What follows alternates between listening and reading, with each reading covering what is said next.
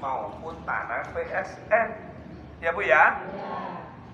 Nah tuh lihat tuh tanahnya Pak Aguan masih banyak tuh. Ngapain laut kok dipagar itu ngapain gitu loh. Nah pagar laut itu yang bikin nelayan. Ya, yang bikin nelayan. Gawe opo untuk opo itu biarkan nanti KKP, Kementerian KKP yang akan menyampaikan ya. Yang jelas kalau ada berita pagar laut dikaitkan sama PIK dan Pak Aguan adalah yang keras dong. Yang keras dong. Itu ya Bu. Nah ini nanti jenengan saya ajak jalan-jalan ke tanah PSN. Tanah PSN itu kenapa dinamakan PSN sama Pak Jokowi sama Kiai Ma'ruf? Tanah ini mangkrak, terbengkalai. Yang kata orang itu tempat jin buang anak lah bahasanya saking sepi nih. Tapi kalau ibu-ibu mau kemah di sana, mau tidur di sana, monggo kita siapkan. Mau? Ya.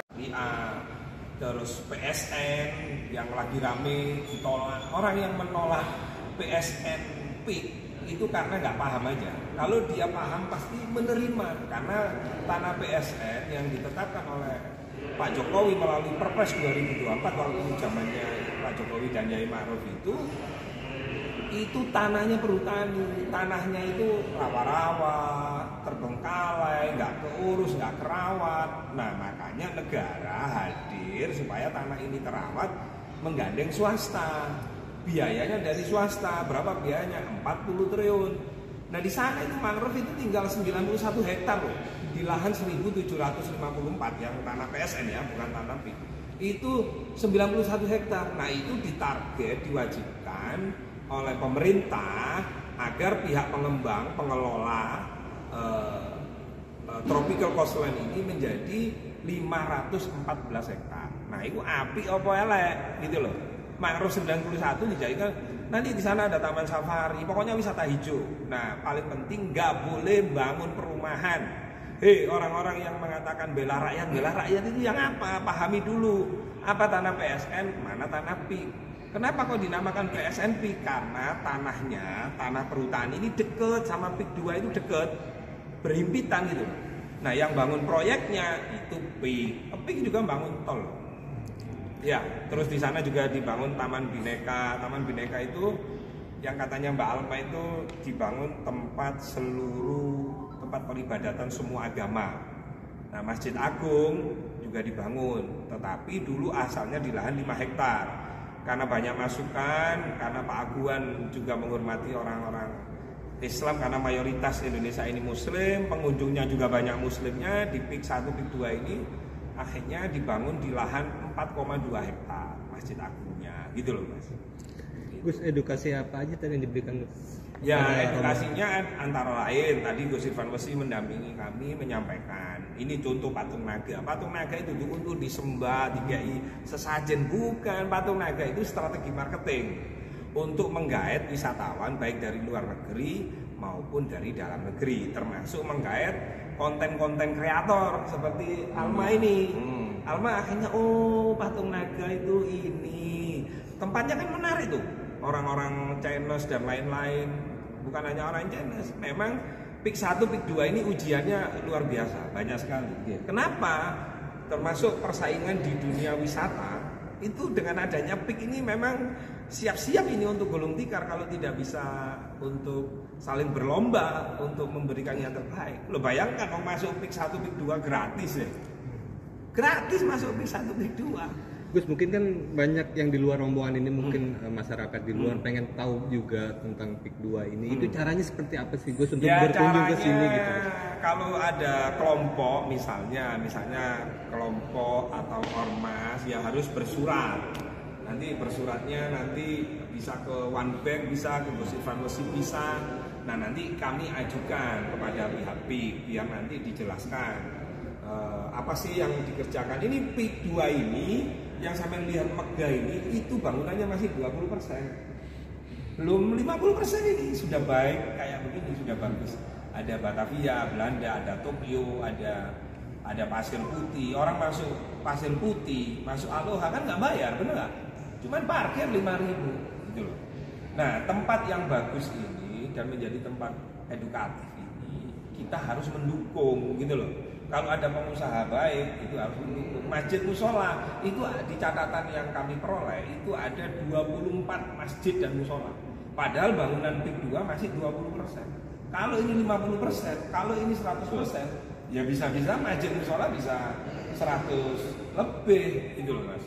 Nah yang seperti ini ya nggak apa-apa lah ya. Namanya orang ngedumel, orang memfitnah. Orang memfitnah itu satu karena memang bodoh. Nomor dua karena memang tidak tahu. Nomor tiga wes dikasih tahu ngeyel. Nah ini ahli neraka itu begitu. Bener. Gitu. Ya, dalam artian ini menampik nggak maksudnya ada masjid apa menampik maksudnya bahwa orang berpikir kalau di PIK itu tempatnya para Cina gitu maksudnya kan. Ini menampik juga sih masa ada memang sebenarnya ada masjid. Ya begini, kadang-kadang kan gini, orang hanya nyuting yang berbau Cina atau misalnya patung Cina, restoran Cina yang disuting itu. Orang kalau niat jahat yang disuting itu. Tapi kalau orang niatnya bener kayak Alma nih dan teman-teman kontennya, dia nyutingnya menyeluruh. Oh di PIK itu ada kayak kampung Belanda, kota Belanda. Oh ada kampung Toyo. Oh ada Menara Syariah. Oh ada Taman Bineka. Kalau itu disyuting keseluruhan, maka itu namanya edukasi. Nah masalahnya sekarang ini konten-konten yang didapatkan ketika patung Cina, nih lihat nih penduduk Cina akan datang. Nah itu kan susahnya. Itu. Nah kita terus edukasi, kita nggak boleh lelah untuk mengedukasi, tebarkan kebaikan. Kita gandeng teman-teman konten kreator seperti Alma dan kawan-kawan. Gitu. Termasuk teman-teman media ini harus menyampaikan. Kenapa saya mengedukasi, kenapa saya membela PIK dan teman-teman membela Pak Aguan. Pak Aguan itu banyak jasanya kepada negeri ini. Contoh kami warga NU. Pak Aguan itu apa sih hubungannya PIK dengan Bogor itu loh? Dengan Parung Bogor itu kan jauh Mas. Pak Aguan bangun kampus Universitas NU 35 miliar dibangunkan sama Pak Aguan. Nah tetapi kalaupun misalnya dalam pembangunan ini ada kesalahan, ya kita koreksi, kita sampaikan. Misalnya ada tanah yang katanya dirampas, digusur, monggo silahkan hubungi kami. Kami bantu asal sertifikatnya ada, ahli warisnya ada. Pasti kami bantu, kita selesaikan 3 kali 24 jam. Kalau sertifikatnya ada, ahli warisnya itu ada. Gitu ya. Kalau ada framing tolak PIK 2, kalau enggak kita pernah ini orang gak waras itu. Gak waras itu. Karena apa? Karena dia gak pernah datang, gak pernah tabayun, gak pernah tanya. Terus dianggap PIK itu di PSN kan ini sesat ini. PIK ya proyek PIK dengan PSN itu dua hal yang berbeda. Proyek PIK itu yang sampean ini proyek PIK 2 ini. Proyek PIK 1 sana. Coba dulu orang sebelum adanya PIK 2 itu kalau lewat dari Teluk Naga, Kosambi mau ke Jakarta nih ke PIK 1, dia 1 jam 1,5 jam.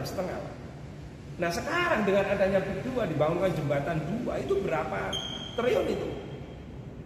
Nah itu orang yang asalnya nempuh 1,5 jam menjadi 15 menit, 20 menit.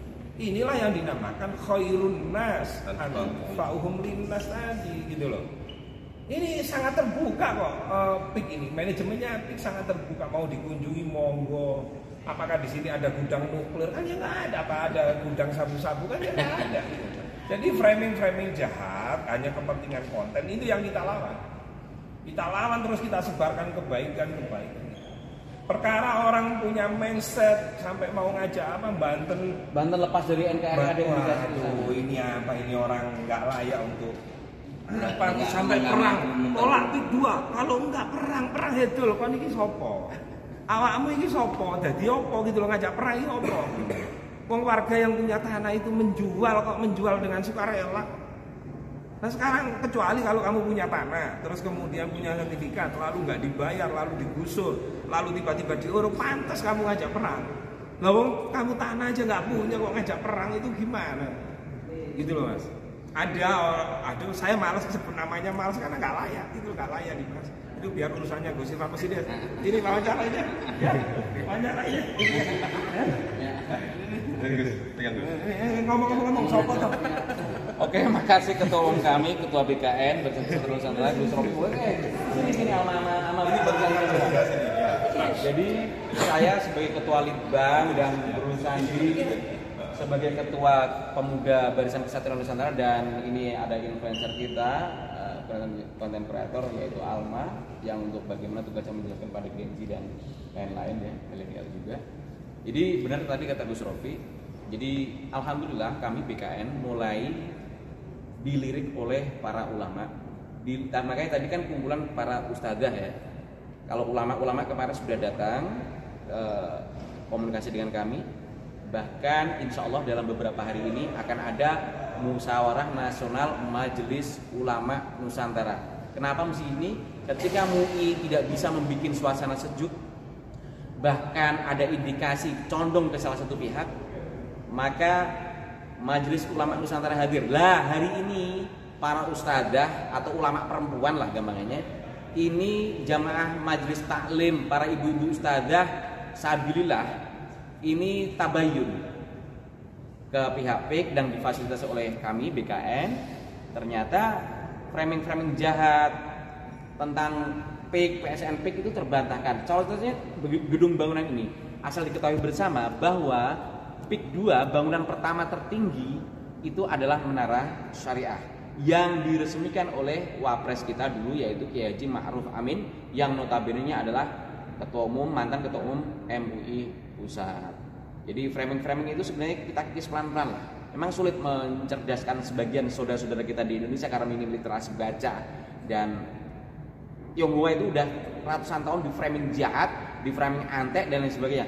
Makanya kami tidak bosan-bosan untuk menyerukan lewat salah satu bapak bangsa kita yaitu Kiai Haji Abdurrahman Wahid dengan Kepres nomor 6 tahun 2000. Beliau mencabut larangan budaya adat istiadat Tionghoa yang selama Orde Baru itu dilarang ditampilkan secara umum. Begitupun kata Sayyidina Ali, boleh kita berbeda dalam keyakinan tapi bersatu dalam kemanusiaan. Faktanya Pak Aguan atau pihak PT Agung Sedayu sangat islami perbuatannya, membangun Menara PIK ini, CSR.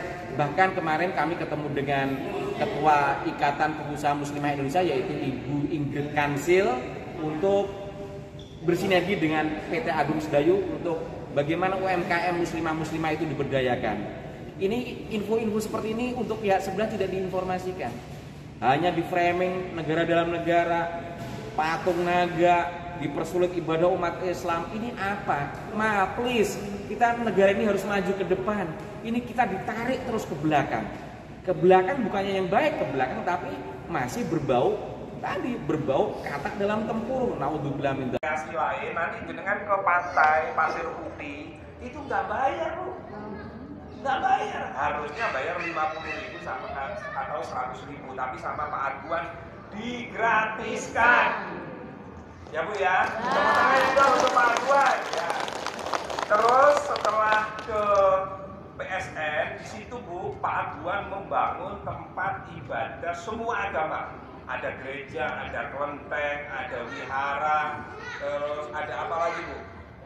Ada masjid.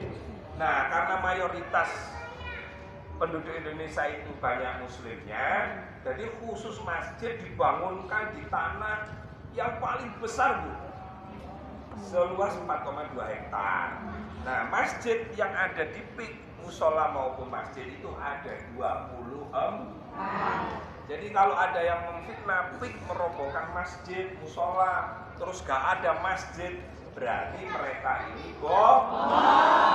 Ya Bu ya, nanti di Menara Syariah nanti ada masjid bagus sekali. Nah nanti kita akan ke namanya Taman Bineka. Jadi Pak Aguan gawe duit dewe, bangunkan tempat ibadah semua agama, masjid gede Istiqlal karena gede masjidnya. Tapi itu masih dalam tahap proses ke arah sana. Ya Bu ya, kita doakan Pak Aguan pemilih ini karena orangnya welas Bu. Musola, masjid, sebenarnya ada satu cerita tentang Palestina, cuma saya nggak boleh cerita. Pak Aguan itu kami kakein bocoran. Di antara semua pengusaha seluruh Indonesia dimintain bantuan untuk membangun masjid, ada 10 masjid. Hanya Pak Aguan yang minta saya ingin bantu masjid 5 di Palestina. Pak Sallallahu alaihi Muhammad. Ayo,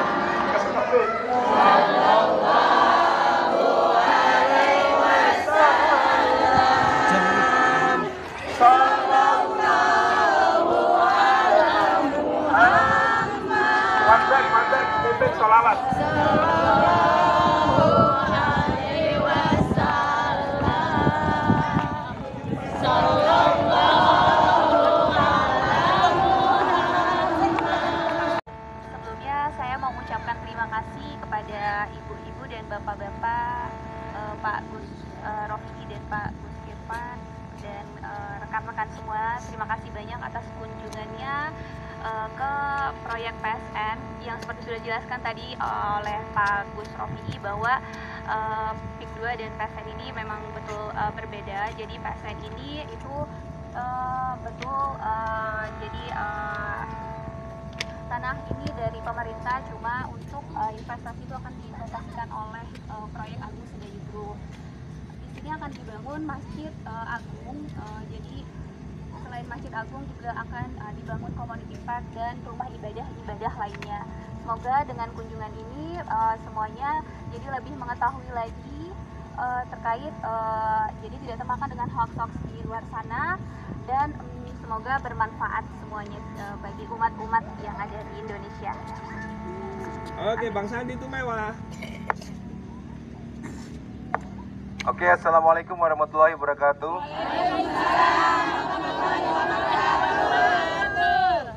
Bu, kurang keras bu.